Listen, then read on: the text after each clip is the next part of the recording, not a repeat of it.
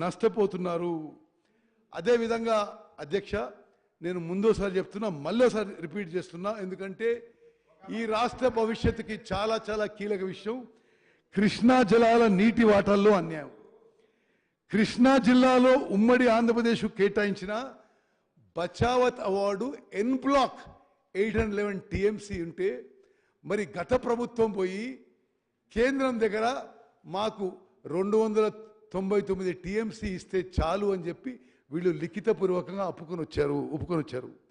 కృష్ణా జిల్లాలో ఉమ్మడి ఆంధ్రప్రదేశ్కు కేటాయించిన 811 టీఎంసీల్లో తెలంగాణకు 299 టీఎంసీలు, ఏపీకి 512 టీఎంసీల పంపిణీకి గత ప్రభుత్వం 2015 అంగీకరించి ఆ తర్వాత చాలా సంవత్సరాలు కేంద్ర ప్రభుత్వం ఒప్పుకున్న విషయం ఈ సభ దృష్టికి తీసుకొస్తున్నా.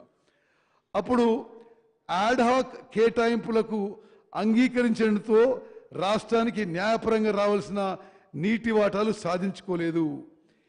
ఏడాదికోసారి నీటి పంపిణీపై 2 రాష్ట్రాలకు చెందిన మీటింగ్లు జరిగినప్పుడల్లా తాత్కాలిక వాటాలకి ఒప్పందం చేసుకున్నారు. అంటే 512, 299 ఎవ్రీ ఇయర్ రిపీట్ చేసుకున్నారు. కృష్ణా బేసిన్లో తెలంగాణకి పరివాహక ప్రాంత శాతం 68%. దీని ప్రకారం కృష్ణాలో మనకు 555 టీఎంసీల నీళ్లు, ఏపీలో కృష్ణా పరివాహక ప్రాంతం 32% మాత్రమే. దామాషా ప్రకారం ఆంధ్రప్రదేశ్కి 256 టీఎంసీలు రావాలి. సహజ వనరుల పంపిణీ సూత్రాలు వేటిని పరిగణలోకి తీసుకున్నా తెలంగాణకి 555 టీఎంసీలు రావాలి. అందుకు భిన్నంగా గత ప్రభుత్వం ఏపీకి ఎక్కువ నీటి వాటాను కట్టబెట్టింది. ఇటీవల ప్రాజెక్టుల పరిధికి సంబంధించిన గెజెట్ నోటిఫికేషన్ వెలువడినప్పటి నుంచి 50% నీటి వాటాలు కేటాయించాలనే షరతు విధించింది.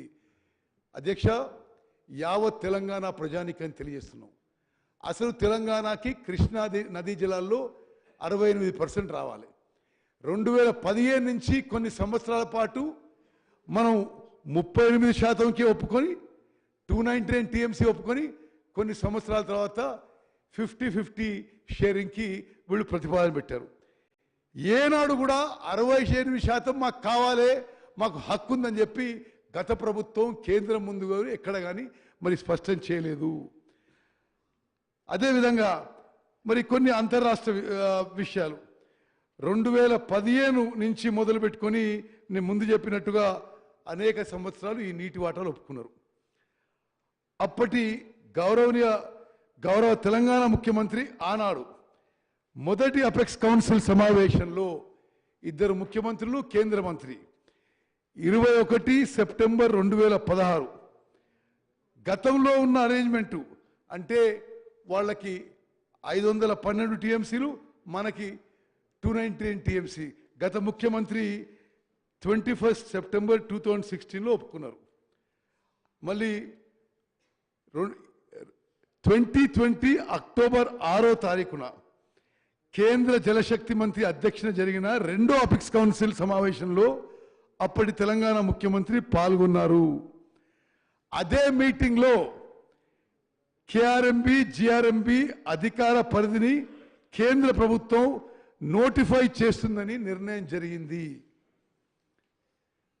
2021 జూలై 15న కేంద్ర ప్రభుత్వం కేఆర్ఎంబి అధికార పరిధిపై గెజెట్ నోటిఫికేషన్ విడుదల చేసింది.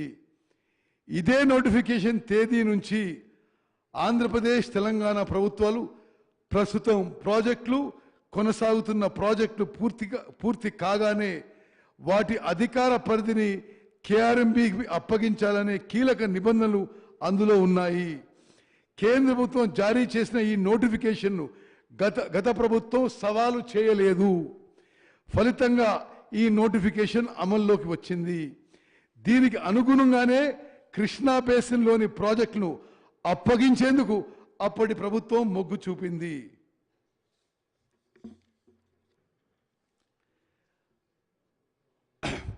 2021 అక్టోబర్ 21 తేదీన జరిగిన 15వ కేఆర్ఎంబి మీటింగు 2022 మే 6వ తేదీ జరిగిన 16వ కేఆర్ఎంబి సమావేశాలలో ఆనాడు తెలంగాణ రాష్ట్రం ప్రతినిధులుగా పాల్గొన్న Telangana special chief secretary Rajat Kumar గారు, ఈఎన్సీ మురళీధరరావు గారు అందులో పాల్గొని మరి ఈ ప్రాజెక్టులు కేఆర్ఎంబికి అప్పజెప్పడానికి సూచనాప్రాయంగా అంగీకారం తెలియజేశారు.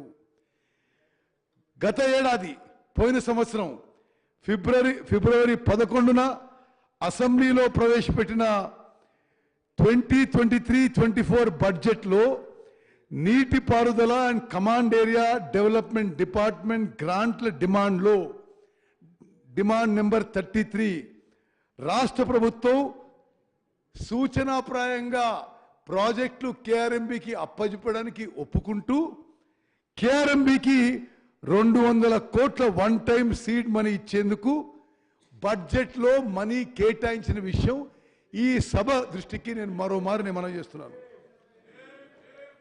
రాష్ట్రంలో అసెంబ్లీ ఎన్నిక పోలింగ్ రోజు నవంబర్ 30 తారీఖున నాగార్జున సాగర్ ప్రాజెక్టుపై ఏపీ ప్రభుత్వ సాయుధ పోలీసులను పంపించి అక్రమంగా నీటి విడుదల చేసుకుంది. ఈ చొరబాటు ఘటనపై గత ప్రభుత్వం పూర్తి నిశ్శబ్దం వహించింది. మరుసటి రోజున, ఇది నేను మొన్న కూడా మాట్లాడినా మరోసారి రిపీట్ చేస్తున్నా, మరుసటి రోజు డిసెంబర్ 1వ తారీఖున అప్పటి ముఖ్యమంత్రి కార్యదర్శి నీటిపారుదల శాఖ కార్యదర్శి స్మితా సబర్వాల్ గారు కేఆర్ఎంబి చైర్మన్కు ఈ సంఘటనపై లేఖ రాశారు.